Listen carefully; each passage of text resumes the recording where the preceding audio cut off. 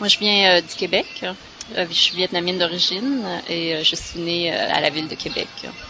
J'habite à New York depuis 5 ans déjà. Je travaille à la délégation générale du Québec à New York en tant qu'attachée aux relations institutionnelles et éducatives.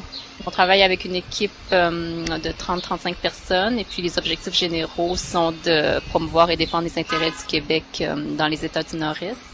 Spécifiquement, mes dossiers concernent les relations entre les universités québécoises et les universités américaines, essayer d'encourager les études québécoises, essayer de promouvoir nos programmes d'échange, d'appuyer l'offre éducative des collèges et des entreprises d'études supérieures québécoises ici.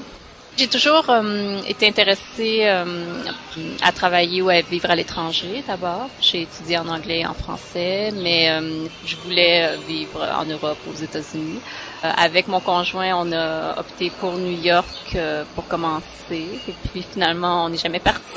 Évidemment, venant du Québec, c'était pas un changement qui était si dramatique. Venant de Montréal, surtout, puisque je travaillais à Montréal. Donc, ça a été une transition plutôt en douceur, surtout du moment où j'ai trouvé mon emploi qui me permet de ne jamais m'ennuyer finalement du Québec. Il y a tellement de quartiers intéressants à New York et distincts. Moi, j'ai un faible pour l'Upper West Side. J'habite dans Battery Park City, dans Lower Manhattan, tout au bord de la rivière Hudson, où est-ce qu'il y a beaucoup de parcs et c'est beaucoup de verdure, c'est très calme. Puis c'est un beau mode de vie. Mais je trouve que dans l'Upper West Side, ça vibre un peu plus. Il y a beaucoup de jeunes familles comme la nôtre. Il y a une vie de quartier qui est vraiment implantée, tout en étant, selon moi, accessible et confortable.